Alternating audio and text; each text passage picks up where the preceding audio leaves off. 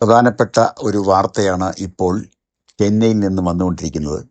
പ്രശസ്ത സുവിശേഷകനായിരുന്ന brother DGS Dinakaran നേതൃത്വം നൽകിയ ജീസസ് കോൾസ് മിനിസ്ട്രീസിന്റെ ഒരു വലിയ കൺവെൻഷൻ മഹാരാഷ്ട്ര പ്രയർ ഫെസ്റ്റിവൽ എന്ന പേരിൽ സംഗ്ലിയിൽ കവൽപൂർ എയർപോർട്ട് ഗ്രൗണ്ടിൽ മാർച്ച് 13 മുതൽ 15 വരെ നടത്തിയിരുന്നു. എല്ലാ ദിവസവും വൈകിട്ട് 5:30 തുടങ്ങുന്ന മീറ്റിംഗ് വളരെ അനുഗ്രഹമായി ലക്ഷങ്ങൾ കടന്നു വന്നു എന്നാണ് അറിയാൻ കഴിയുന്നത്. മീറ്റിംഗ് വളരെ വലിയ വിജയമായിരുന്നുവെങ്കിലും ഇപ്പോൾ പോൾ ദിനകരനും അദ്ദേഹത്തിൻ്റെ മകൻ സാമുവൽ ദിനകരനുമെതിരെ മഹാരാഷ്ട്ര പോലീസ് കേസെടുത്തിരിക്കുന്നു എന്ന വിവരമാണ് അറിയാൻ കഴിയുന്നത്. ബ്ലാക്ക് മാജിക് ആക്ട്, രോഗശാന്തിയായിരിക്കണം ഇവർ ബ്ലാക്ക് മാജിക് ആക്ടിലേക്ക് ഉൾപ്പെടുത്തിയത്. അതനുസരിച്ചാണ് ഇപ്പോൾ കേസ് രജിസ്റ്റർ ചെയ്തിരിക്കുന്നത്.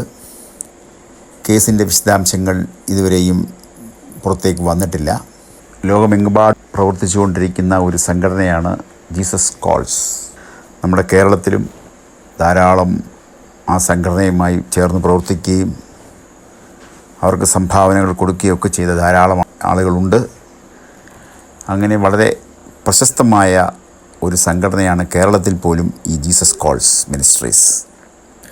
പ്രശസ്ത സുവിശേഷകനും ജീസസ് കോൾസ് മിനിസ്ട്രീസിൻ്റെ സ്ഥാപകനുമായിരുന്ന DGS ദിനകരൻ്റെ മകൻ പോൾ ദിനകരനും അദ്ദേഹത്തിൻ്റെ മകൻ ശാമുവൽ ദിനകരനുമെതിരെ Mumbai police black magic act അനുസരിച്ച് കേസെടുത്തിരിക്കുന്നു.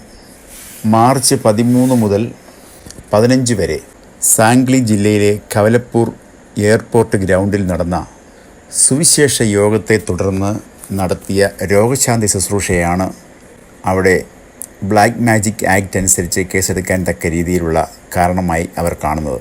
ക്രൈസ്തവ സഭകൾ, പ്രത്യേകിച്ച് പ്രൊട്ടസ്റ്റൻ്റ് സഭകളുടെ കൺവെൻഷനുകളിൽ രോഗികൾക്കായി പ്രാർത്ഥിക്കുന്ന രീതിയുണ്ട്. അതിലൂടെ രോഗസൗഖ്യം ലഭിച്ച നൂറുകണക്കിന് ആളുകളുമുണ്ട്. ക്രൈസ്തവ സഭയിൽ തലയിൽ കൈവച്ച് പ്രാർത്ഥിക്കുക എന്നത് ഒരു അനുഗ്രഹത്തിൻ്റെ അല്ലെങ്കിൽ ഒരു ശുശ്രൂഷയുടെ ഒരു ഭാഗമാണ്. അതിനെയാണ് തടയിടാനായി തീരുമാനിച്ചിരിക്കുന്നത്. തലയിൽ കൈവച്ച് പ്രാർത്ഥിക്കുന്നത് ഗുരുതരമായ രക്തരോഗങ്ങൾക്ക് കാരണമാകും എന്നൊക്കെയാണ് അതിനെതിരെ പറയുന്ന കാരണങ്ങൾ. രോഗശാന്തി ശുശ്രൂഷ എന്ന് പറയുന്നത് അന്ധവിശ്വാസം പ്രചരിപ്പിക്കുന്നതിന് തുല്യമാണ്. കുട്ടികളുടെ തലയിൽ കൈവച്ച് പ്രാർത്ഥിച്ച് മാർക്ക് കിട്ടുന്നു എന്ന് പറയുന്നതും അന്ധവിശ്വാസത്തിന് തുല്യമാണ്. തുടങ്ങിയ ന്യായങ്ങളാണ് അവർ പറയുന്നത്. പോൾ ദിനകരനൊപ്പം തന്നെ കേസ് രജിസ്റ്റർ ചെയ്തിരിക്കുന്നത് ദിലീപ് സുധാകർ ഫോരെ, റാവു സാഹിബ് വസന്ത്, സാമുവൽ ദിനകരൻ, സുജി മുംബൈ, പിന്നെ മറ്റൊരു വ്യക്തി. ഇങ്ങനെ 6 പേർക്കെതിരെയാണ് മുംബൈ പോലീസ് കേസ് രജിസ്റ്റർ ചെയ്തിരിക്കുന്നത്.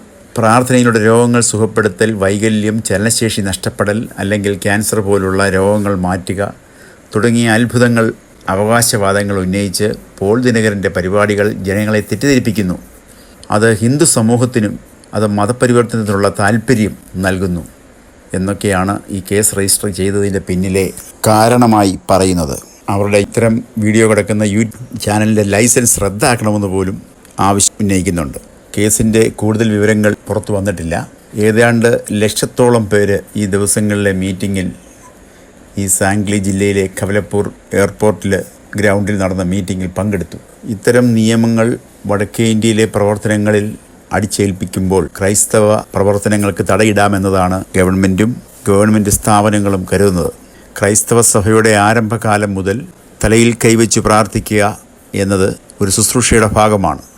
ഇത്തരത്തിലുള്ള നടപടികൾ മൂലം ക്രൈസ്തവ സഭയുടെ വിശ്വാസത്തെ തന്നെ ചോദ്യം ചെയ്യുന്ന പ്രവൃത്തിയാണ് കാണുന്നത്.